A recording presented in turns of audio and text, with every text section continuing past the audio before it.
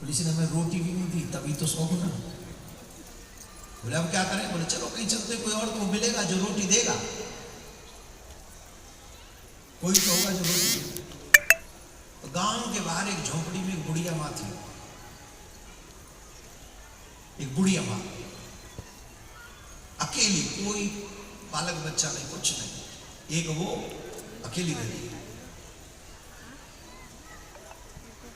महाराज बोले कोई है?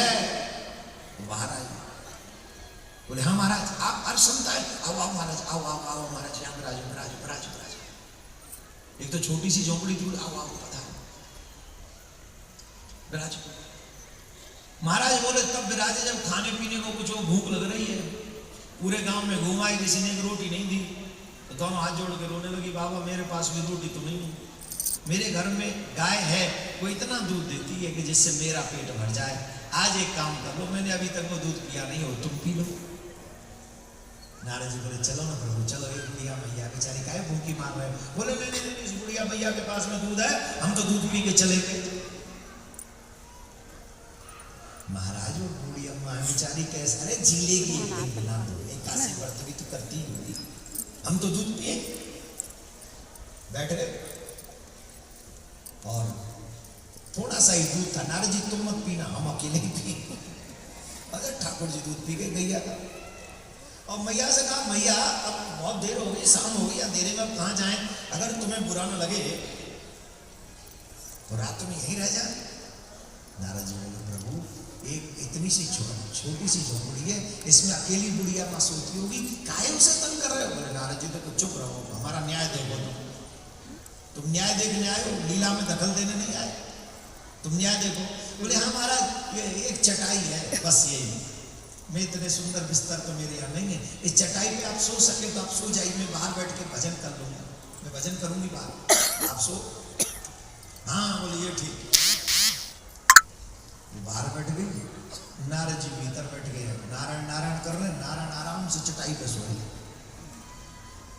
रात भर चटाई पे सोए।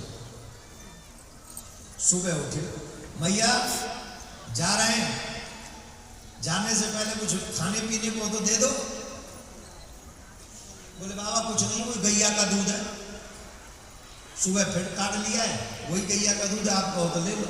हाँ लाओ मैया। वो अरे महाराज रात भर भूखी बैठी रही है, अब तो छोड़ो।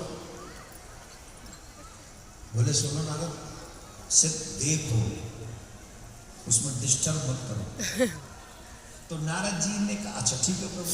तो वो गैया का सुबह भी दूध पी लिया भगवान ने, और कहा मैया से मैया हम बहुत प्रसन्न हैं, तृप्त हो गई आत्मा, अब हम जा रहे हैं।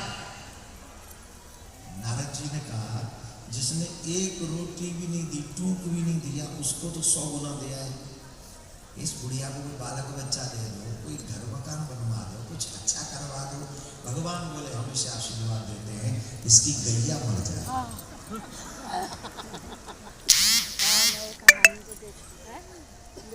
क्या आशीर्वाद देते हैं?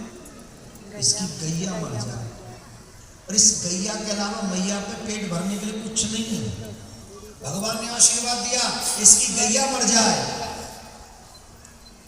नारद जी बोले प्रभु ये न्याय नहीं अन्याय है, जिसने धक्का मार के भगाया उसे 100 गुनी संपत्ति दे आए, तो जिसने बेचारी ने 2 समय अपने बट का दूध भी आपको पिला दिया, अपनी चटाई भी आपके आगे बिछा दी, उसे कह रहे उसकी गैया मर जाए। बोले नारद यही मेरा न्याय है। बोले न्याय कैसे? तुम अन्याय है। बोले सुनो अभी सुनाते हैं, तुम ही कहोगे न्याय। बोले हाँ बताओ महाराज, अब हम समझना चाहते हैं। अब समझना भगवान का न्याय क्या है।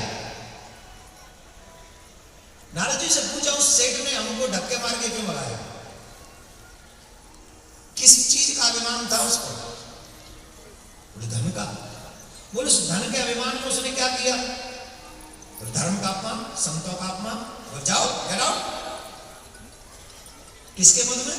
बोले धन के मद में। तो हमने क्या किया?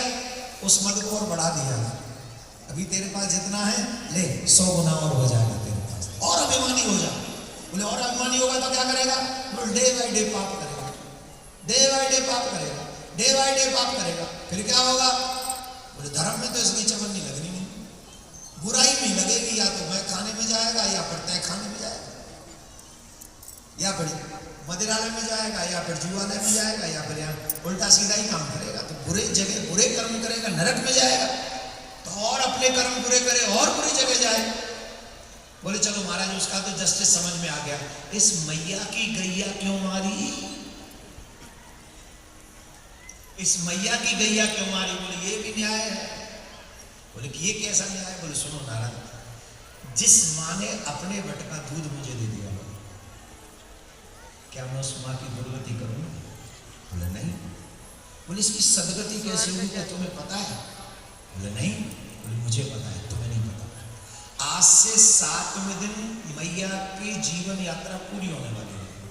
बड़े ध्यान से सुनना, जो कृष्ण भक्त हैं बड़े ध्यान से सुनना। तुम पे थोड़ी सी विपत्ति आ जाए, झट फूट फूट के रो पड़ते हो, हमारे ने क्या कर दिया, हमने तो भक्ति छोड़ दी। हम तो एक बात, भक्त वो होता है भगवान जो स्थिति में रखे, I am always with you,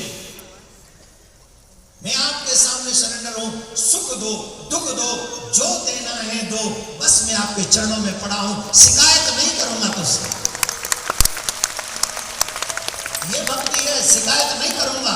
राज दोगे तो फूलूंगा नहीं, और गरीबी दोगे तो रोऊंगा नहीं। अगर राज दोगे तो 56 भोग लगाऊंगा, और अगर गरीबी दोगे तो सूखी रोटी चटनी से खाने से पहले तुम्हें खिलाऊंगा। जब राजा बन जाए तो 56 भोग लगाओ भगवान को, ये लो माना। और जब हम जैसे बन जाओ तो भी 56 भोग लगाओ। हमें तो आप ही लोगों के 56 भोग मिलते हैं। सबसे पहले तेरा तुझको अर्पण, क्यों जी लगाया कि नहीं? तेरा तुझको अर्पण सुबह लगा दिया। और कुछ ना हो खाने को, सूखी रोटी तो दी है, टेटी के अचार से ले, टेटी के अचार से खाओ, तेरा तुझको। बोले इस मैया ने अपने बट का दूध मुझे दे दिया, और आज से 7वें दिन इसकी मृत्यु होने वाली है। अब इसके बंधन का कारण अगर बनेगी तो ये गाय बनेगी। जब 7वें दिन मरेगी तो इसके बंधन का कारण कौन बनेगी? बोली गाय। जब ये मर रही होगी और गाय यहाँ है तो इसकी एक ही चिंता होगी, मेरे बाद इस गाय को पानी कौन पिलाएगा, चारा कौन खिलाएगा? तो मरते समय भी इसके चित्त में गाय का चिंतन चल रहा होगा, तो अगला जन्म इसका भी गाय का होगा। फिर बोले इससे पहले मैं गाय को कह रहा हूं कि ये भी स्वर्गवासी हो जाए। जिस समय मां जाए तो उसके मन में कोई चिंता न रहे, और सीधी मेरा चिंतन करते हुए मेरे धाम के लिए चली आए। यही मेरा न्याय है।